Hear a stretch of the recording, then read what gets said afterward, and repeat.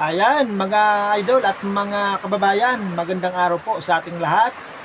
So, nakakagulat po breaking news po ito.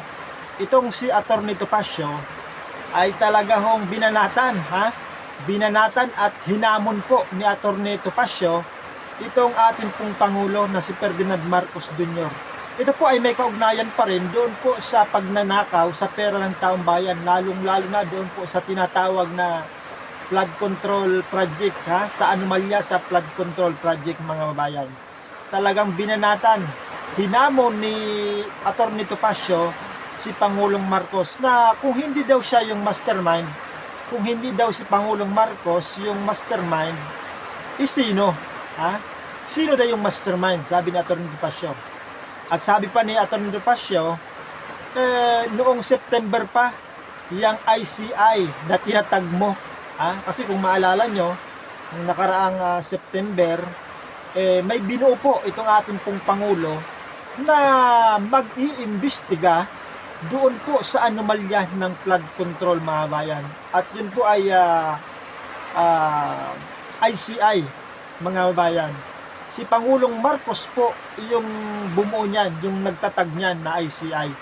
So sabi ni Atty. Topacio, September pa yung ICI mo, pero ngayong December na ay wala pa rin pong napapakulong, wala pa rin napapanagot, mga kabayan.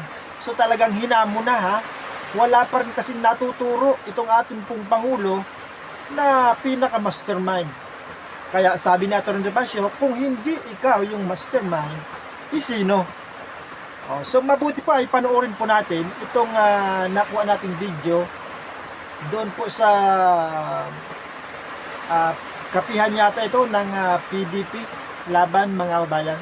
So ito po, panoorin po natin, mga kabayan, yung pagbanat ni Atty. Topacio dito po kay Pangulong Bongbong Marcos Jr. Ito po, panoorin po niyo, mga kabayan. Nais ko lang sabihin something very brief. I'd like to issue a respectful challenge to our President. Mr. Marcos, di ba ang narrative na iyong pinopromote ay hindi ako kasama dyan sa mga flood control scandals na yan. And in fact, ang sabi mo, ako nga ang nagpa-imbestige. Sinasabi mo yan constantly to your mouthpiece. At sinabi mo pa nga, di ba, noong ikaw ay nag-speech nung SONA, mahiya naman kayo. Now I would like to respectfully ask the President, Sir, kung hindi ikaw ang mastermind, sino? Ba't hindi mo masabi? Hanggang ngayon, September pa yung ICI mo, hindi mo pa rin masabi. Di ba? Kung ikaw ang nagpa-imbestiga, ano nangyari sa investigasyon? Bakit hindi mo pa rin masabi hanggang ngayon kung sino ang mastermind? At sa nakikita mo na yung National Expenditure Program mo ay nilakihan na naman, just like before, nung sinabi mong mahiya naman kayo, bakit ayaw mong sabihin sa present na House, mahiya ulit kayo? I mean, what gives? Salita lang ba, Mr. President? Are you not going to tell the Filipino people kung sinong dapat mahiya? Sino ba dapat mahiya talaga rito?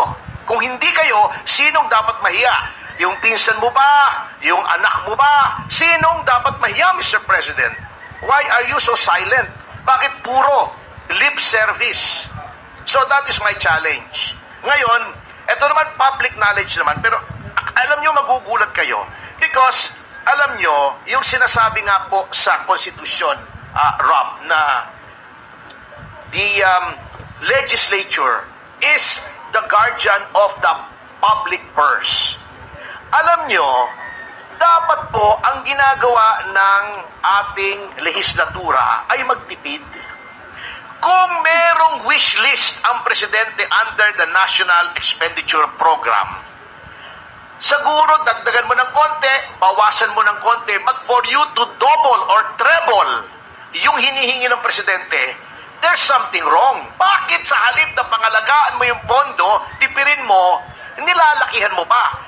Walang iniwan niya sa anak mo eh. Humihingi ng allowance, Dad, may party ako sa Sabado, pahingi naman 1,000. Wag, 800 lang. Ito, baliktad eh. Paano matututo ng fiscal responsibility? Dahil pahingin ng 1,000, gawin natin 3,000. Saan mo ilalagay yung 2,000? Ha? Yun ang nagtataka ko. Ha? Kita nyo, eto ha.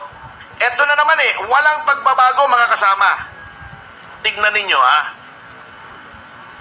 Kaya sinasabi ko, yung speaker, same, different dog, same collar. Eto, umpisahan natin. Yung iba eh, halimbawa si Roman Antonio, ang insertion siya, hundreds of millions. Okay? Kunin na lang natin yung first 5 para hindi kayo maboard. Ang number 5 sa dami ng insertions ay si Nabota City Lone District Representative Toby Tiangco.